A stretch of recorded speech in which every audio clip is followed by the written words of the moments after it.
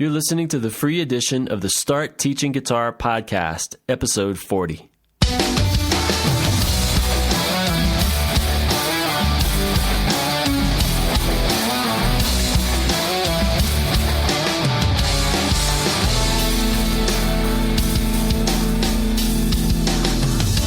Coming to you from Colorado Springs, Colorado, the home of Pikes Peak. This is the Start Teaching Guitar podcast, a bi-weekly show dedicated to help you do music full-time and escape your day job through building a successful business teaching guitar. And here's your host, musician, guitar teacher, and small business coach, Donnie Scheck-Snyder. Hey, what's up, everybody? Welcome to the Start Teaching Guitar podcast. I'm your host, Donnie Scheck-Snyder, and I'm here to help you do music full-time and escape your day job through building a successful business teaching guitar lessons. The topic we're going to talk about today is 10 characteristics of a perfect guitar student. So in this episode, we're going to turn things around and focus on what makes a guitar student good and successful.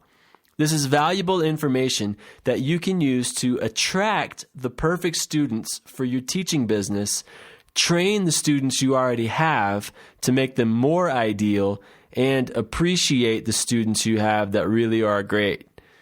So I'm going to get into 10 specific qualities that help a guitar student to excel and do really, really well with a guitar teacher. And for STG All-Access members, I'll give you some specific tips on how to foster these qualities in your existing students and how to attract better students in the future. The teaching relationship really is a partnership, and the better both partners are at what they do, the more successful everyone will be. So today's episode is brought to you by the Blue Hope Project. Did you know that prostate cancer is one of the most overtreated diseases in the world? Every year, nearly 500,000 men in the United States and Europe are diagnosed with prostate cancer. In reality, only 1 out of 7 men with the disease, perhaps 15%, are truly at risk. Out of 50,000 radical prostatectomies performed every year in the United States alone, more than 40,000 are unnecessary. Urologists, who are surgeons, dominate the field of prostate cancer. This is the only type of cancer where this is the case. Prostate cancer is special. It's different from every other form of cancer. Most of the time, it grows extremely slowly. Most of the time, it stays confined within the prostate and does no harm, and this situation can stay unchanged for decades. That means active surveillance is usually the best treatment for most men who get diagnosed with this disease. It buys you time for better and less radical treatments to be discovered. The Blue Hope Project exists as a support resource for men with newly diagnosed prostate cancer. Guys who feel like they've been hit on the head by a 2x4. The decisions we make in this state of panic can have lifelong consequences. Slow down. If your Gleason score is 7 or lower, then take at least 3 months to think about this. Don't let fear control your decisions, and definitely don't abandon the decision about your treatment to your doctor.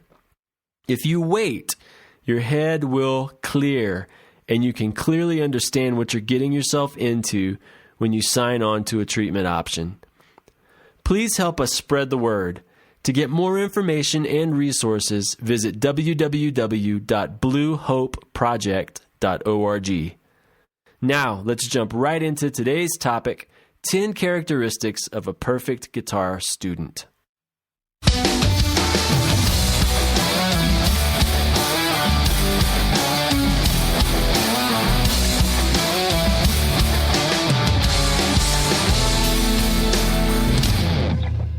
This episode is going to be a little bit different. We typically focus on the podcast here about some aspect of being a guitar teacher.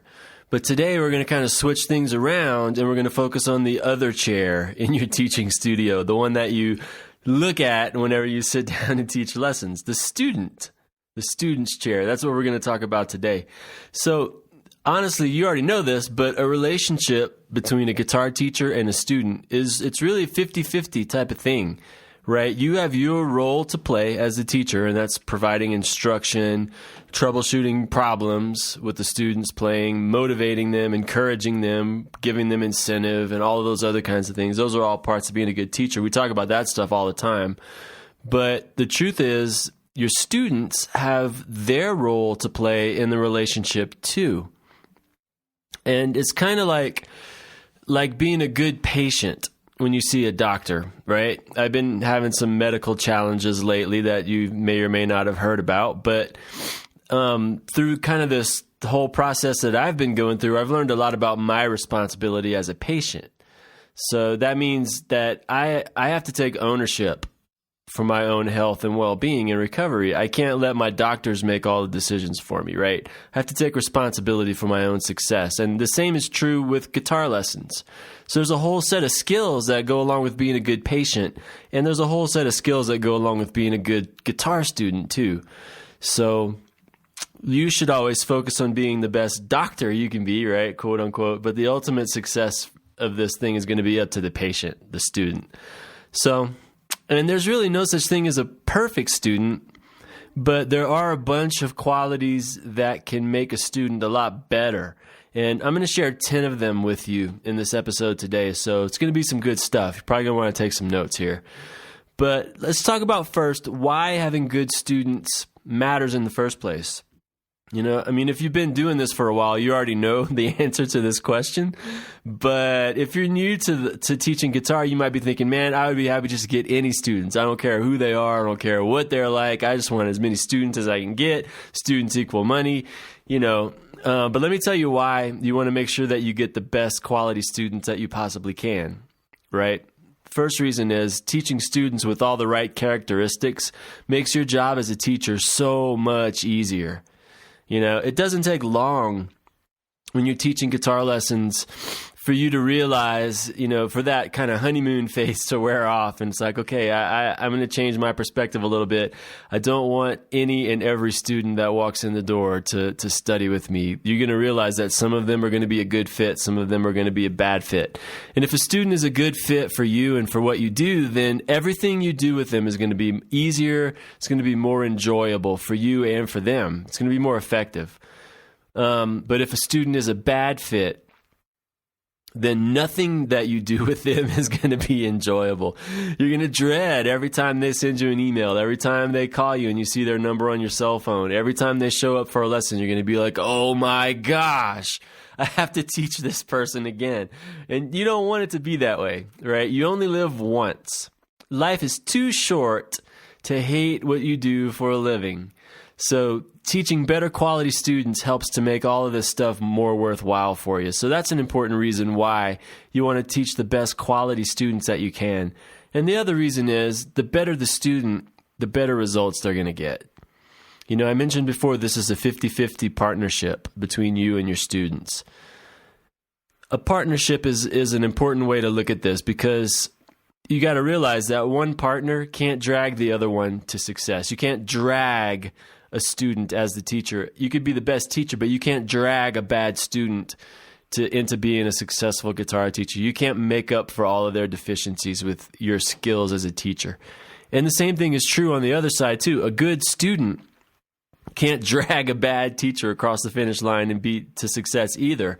A good student in the situation with a bad teacher is typically going to leave and go find somebody better, right? So it's a two-sided thing. It's a two-way street. It's both. Both you and your students have to be pulling on the same rope at the same time to get where you both want to be. So this is true in every relationship, not just in the guitar teacher, guitar student relationship. It's true in a marriage. You both have to be pulling on the same rope at the same time to be successful. Same thing in a business partnership. Same thing in any other educational endeavor, whether it would be, a teacher in a college setting or in high school or elementary school or in teaching anything else. It's a two-way street. You each have your part to do. And the students who become truly exceptional guitarists are the ones who are invested in their own development. That means they own it. They don't come every week just waiting for you to tell them what to do. They know where they want to go. They know what kind of guitar player they want to be, and they're doing whatever they can do to make that happen. So I'm going to get into all of that in just a second. But those are some reasons why this is important and why you really need to pay attention to the quality of the students that you teach. So now let's talk about the 10 characteristics. Let's jump right into those. And I have actually probably 11 of them. I have a prerequisite for you. And this is obvious. It's kind of dumb, but I just want to mention it. The basic prerequisite to be a good guitar student, basic prerequisites are that you need to have 2 hands, 10 fingers, 1 brain, and a pulse, right? It's going to be hard to play guitar if you don't have all of those things. So you basically have to have a good, healthy person that, that has all of their digits and stuff, especially on the left hand to do it. And then good hand-eye coordination, good motor skills, basic things that we bring to the table as human beings need to be in place for someone to be successful and be a good student. But I'm going to give you 10 specific things that not every student has.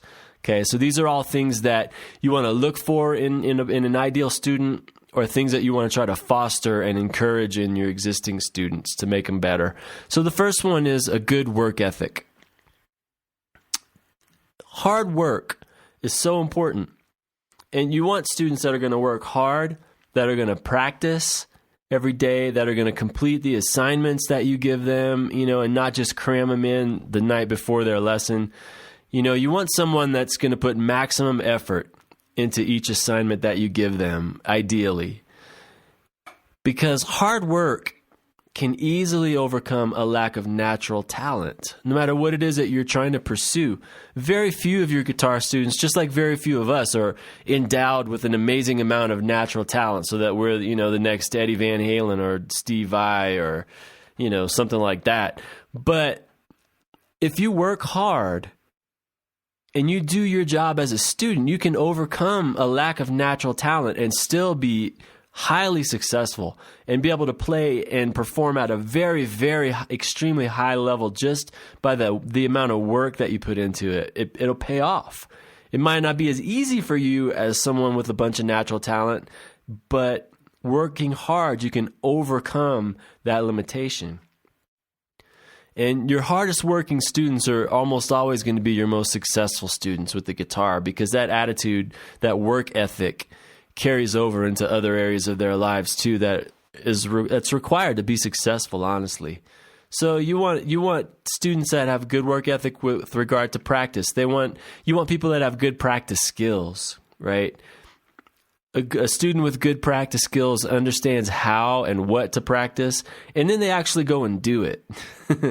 You could teach them a lot regarding practice so that they are actually more successful with it, but you want someone that understands that and how important it is. All you have to do is do the math. 6 hours a week outside the studio practicing obviously has a much bigger impact than only 1 hour inside the studio sitting there with you. So it's important. And self-discipline is important too. Lots of students have natural talent, but don't have the self-discipline to actually go and do something with it. And to me, that's one of the big tragedies with music instructions. Whenever you get a student that has really good aptitude on the guitar and tons of natural talent, and you know that they could probably be one of the great ones if they really worked hard, but they don't have the self-discipline to even bother learning how to do stuff, even when they have this huge advantage. So self-discipline is important. It can also help overcome a lack of natural talent too. So that's number one. You want students that have good work ethic. Number two, a good student asks questions. Asking questions is really important. It's hard to teach someone effectively if they're not giving you any feedback about what's going on. A good student is going to ask questions when they don't understand something. If they don't ask questions, there's really no way for you to know whether they understand what you're teaching them or not. I mean, you can ask them every single time, do you understand this? Do you understand this? Do you understand what I'm saying? Does this make sense? Am I explaining this well? And a lot of times they'll just nod their head or whatever. They won't be honest. But if you find a student that will ask you questions every time they don't understand something, they'll give you feedback about what's working for them and what isn't. And they communicate with you and they're engaged. Man, they're engaged in this process of learning the guitar. Then that's a good student.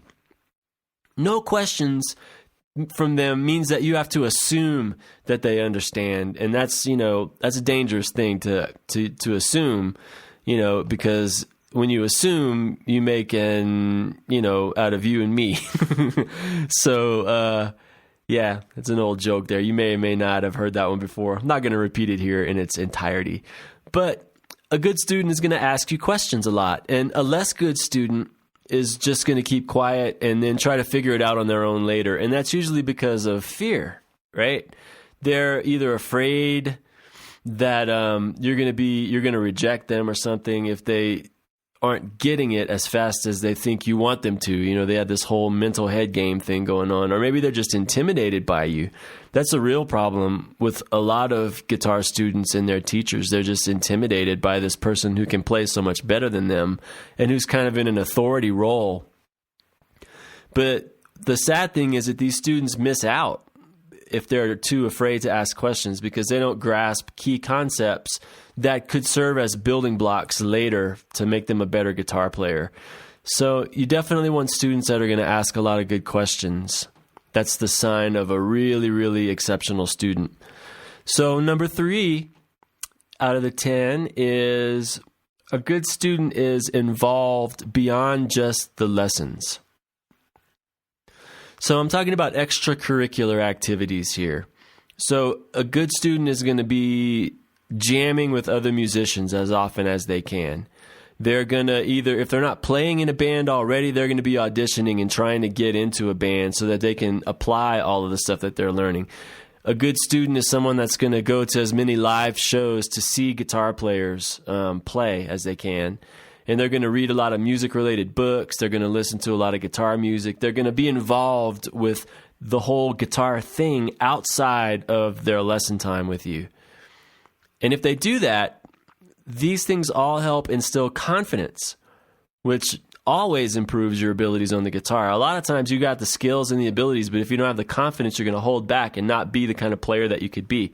And doing these things, it also inspires you to be a better player, and it motivates you to keep on getting better on the guitar and putting in the work and disciplining yourself and all that stuff. And doing this stuff, jamming with other musicians, playing in a band, going to live shows, reading, listening to music. It gives opportunities to learn and experience things that you really can't cover in a guitar lesson.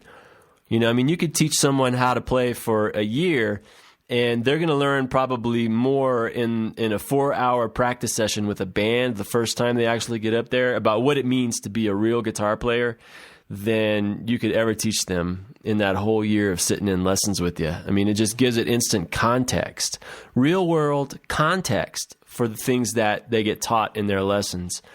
So you want to encourage that. You want them to be involved beyond just showing up for their lessons and practicing as well. So that's number 3. Number 4, a good student displays leadership. And that's especially true in a group class setting. So it's true also in individual lessons. Whenever you get your students together, they can inspire each other, and leadership can go a long way. But in a group class, when you have 5, 7, 10 guitar students all in the same room, your group class is going to kind of take on a personality of its own anyway because of small group dynamics. And when one student emerges as a good leader in the class, then it's amazing, but the whole class gets better for everyone, right? Because this one person just inspires everybody and encourages everybody and just adds so much. It's almost like they help you teach it in a way. And likewise, if you have a guitar class with a bad leader in it or bad peer leadership in the class, that class is a pain to teach, right? And it's not going to be as effective as if you have someone in there that really shines. So leadership is important, and it's not really something that you can, always teach. I mean, you can help someone be a better leader, but leadership is something that has to be inspired and instilled and caught more than just taught. So if you have a student that has leadership, then that's someone that can help you, grow your whole business and be a lot more successful as a teacher. So that's another thing, number 4. Number 5, a good guitar student is self-motivated. Self-motivated. To be self-motivated means that you have an inner desire to be a great guitar player. You have something that drives you from the inside to practice, to work, to succeed, whatever it takes. Okay, and a student who's self-motivated is going to have this internal motivation and drive to be a great guitar player. And the more motivated a student is, the easier they are to teach. You already know this if you've ever tried to teach guitar lessons before. If the student is motivated and they're excited and they want to learn, they're soaking it up like a sponge, it's a lot easier and a lot more fun to teach them, right? That means they want to be at their lessons. They want to practice. They want to complete their assignments. They want to learn because they want to succeed. They have that drive that makes them want to be successful. Without that, then you have your average guitar student, right? You have to resort to external means of motivation in that case, which are never quite as effective for some reason. Everyone is motivated by something. And if you spend enough time with them, you can usually figure out what that something is. But man, it is way easier to teach lessons when the student is self-motivated. And that's another one of those things you can't really give somebody. I mean, they just have to have it. They have to possess that drive. You can try to inspire and encourage them, but if they're self-motivated, then everything is so much better. Students without internal motivation like that are the hardest ones to reach and get through to, and they usually don't last very long. They usually end up giving up the guitar. And, it's not necessarily your fault as a teacher. You can only do so much because, remember, it takes both of you pulling on the rope to get where you want to go. And if you're the only one that's pulling, then you can only pull somebody so far. So self-motivated is a huge quality of a successful guitar student. Number 6, a good guitar student solves problems, has problem-solving skills, troubleshooting skills. So I talked about that a few episodes back from the perspective of the teacher, how you need to have good troubleshooting skills. If neither one of you have it, you or the student, then that's going to be a problem. But if you have good troubleshooting skills and your student has good troubleshooting skills, then you can really get a lot accomplished in your lessons and make progress really fast. But just an observation here, problem solving seems to be one of the biggest deficiencies in all students today, not just guitar students, but students in school, because I think the reason why is because you can do a Google search and find almost anything you want at the snap of your fingers. And because it's so easy to get access to information, the ability to really analyze and think and solve a problem, that ability just doesn't get developed like it used to in days gone by because it's so easy to find what you need without really having to think about it. You don't have to figure it out. You can just Google it and boom, there's your answer. So that skill is kind of lacking in a lot of people these days. But if you get a rare student that can think analytically, they will usually progress much faster than the rest of your students that don't think that way. They can work with you to understand what's broken with their guitar playing and then find a solution to that problem a lot quicker if they can think the same way that you do. So solving problems is another very important thing that you can do as a student. Quality of a really good student there, number 6. Okay, number 7. Number 7 is a good student takes advantage of opportunities. So a lot of this comes back down to a student's attitude, right? Guitar lessons with you are an opportunity to change their lives for the better. if they see it that way and they take advantage of that opportunity. So it's not just, you're not just babysitting them for a half an hour every week or an hour every week.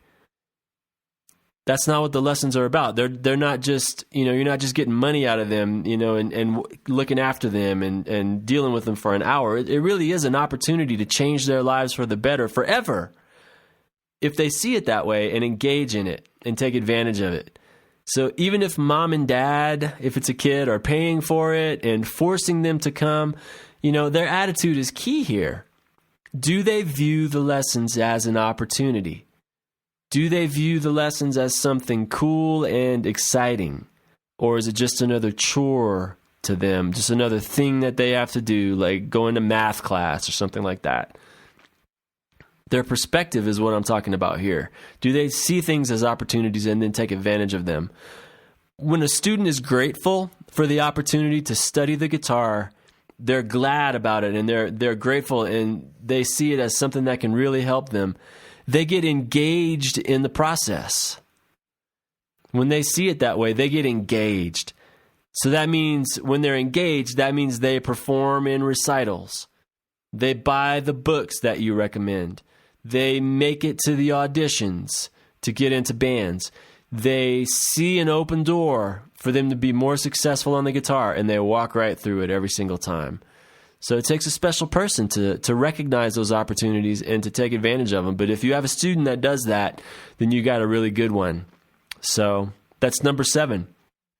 Number 8, obviously, good behavior. Obviously, the more that your students follow the rules of your teaching studio, the more time you can spend teaching them, and the better they do with the guitar. That's just common sense. That's 2 + 2 = 4, right? So you want to have students that do what they're supposed to do. You want students that pay you early, especially not ones that pay you late, right? You want a student that is never tardy, never late for your lessons, never a no-show, never an absentee. You want a student that's going to show respect for your time and for your position in this situation. Someone that's going to treat you with respect. The more a student frustrates you as the teacher, the less effective you'll be able to be with that student. The more irritated you are. Be honest here. Nobody wants to work with a student who's a troublemaker. If the student is causing all kinds of problems, every time you see them, they keep saying about how they're going to pay you next week. They're going to pay you next week. They forgot. Blah, blah, blah. They're 5 minutes late, then 10 minutes late, then 20 minutes late, and then the next week they don't show up. And, that is just so irritating and frustrating and demoralizing for you as a teacher if you have to put up with that. So you don't want to work with students like that. And I'll tell you in a minute how to set things up so that you minimize that as much as you can. But isn't it true that as a teacher that you're going to try to move mountains to help a student who's polite, who's respectful, and who follows your rules and treats you with respect? I mean, won't you bend over backwards for someone like that? So it makes it easier to teach that person if they follow the rules, and everybody gets better results. So that's number 8. Good behavior is really important. I got 2 more for you. Number 9, a good student has a support system. A support system. This is true for kids and for adults, but I'm primarily going to talk about kids here. For kids, that means parental involvement in the music lessons for kids. That's their support system. Unfortunately, you can't pick your parents. Some of you probably have, you love your parents. Others of you may have wished that you could have picked someone different to be your mom and dad. Honestly, we don't get that choice, right? We're born into the families that we're born into. But if the parents of your students, if they care enough to pay for music lessons, then they must have something going for them, right? Because if they didn't care at all, then they wouldn't spend the money for their kids to learn guitar. So the younger students in your teaching business who do the best are typically the ones who have very supportive parents. And what I mean by being a supportive parent is they pay for quality lessons and they pay for quality gear. So they have the student has the tools that they need to be successful on the guitar, right? They make lessons with you a priority over other extracurricular activities like, football and whatever else the kid might be doing, right? They realize that to get the best investment out of this money that they're putting in for guitar lessons, that they need to prioritize it over less important things. And supportive parents, they're going to keep track of what the student is learning. They're going to know what's going on in the lessons. They're going to know what their child is learning right now. They're going to know what their strengths and weaknesses are. They're going to know where things are going and where you're going to be taking that student next. And if they don't know that information, they're going to talk to you and they're going to find out. That's what a good parent of a music student does. And then the very best parents of music students are going to practice with their kids so that they actually become the teacher at home. And that's one of the strengths of the Suzuki method of music instruction, is that the parent has the primary role of the music teacher. And then, whenever the student comes in for a lesson, that's just kind of moving things forward. But everybody knows that what happens at home is what decides how successful a student is. So if a student has supportive parents that will practice with them and be their music teacher at home, making sure that they're doing everything correctly and that they're still having fun and doing what they need to do at the same time, then that's going to be really good for that student. They're going to really do well. Okay. And then number 10, this is probably my favorite one. I alluded to it a little bit earlier. The number 10 quality of a good student is fearlessness. Fearlessness. This last one is probably one of the most important factors for success as a student. A fearless teacher is not going to be intimidated by their guitar teacher. A fearless student is not going to hold back, is not going to hesitate whenever they play the guitar. A fearless student is not going to be tentative, is not going to be overly cautious. A fearless student is going to take risks. And because they take risks, they're going to progress much faster than another student who's timid and afraid. So you can do whatever you can to build good rapport with a student, but this is something that they have to choose. This has to be their outlook at life, on life, right? They have to be fearless in their own hearts and in their own minds to bring that into your teaching studio. But if you have a student that's fearless, then you got something good right there. So those are the 10 characteristics of a perfect guitar student, of a good guitar student. So now for STG All-Access members only, I'm going to give you some hands-on practical tips on how to teach better students, whether it's students that you're working with currently or attracting better students into your teaching business. So I'm going to give you some practical tips for STG All-Access members only. Okay, that's all for this episode of the free edition of the Start Teaching Guitar podcast. The rest of the episode is available exclusively for STG All-Access members. If you'd like to hear this episode in its entirety, full length, and without any commercials or advertisements, you can purchase your own STG All-Access membership by visiting www.stgallaccess.com. STG All-Access members get a full-length, ad-free podcast episode every single week, covering more detailed how-to topics, along with access to my notes and outline for each episode. Members also get access to the STG podcast archive, including the first 25 episodes of the podcast that are no longer available to the general public. And they get access to the STG community forums, where you can connect with me and other guitar teachers to ask questions and get help with building your teaching business. Just head over to www.stgallaccess.com to start your risk-free membership today. I just want to thank everybody for listening. This has been the free edition of episode 40 of the Start Teaching Guitar podcast with Donnie Schexnayder. Until next time, keep on teaching.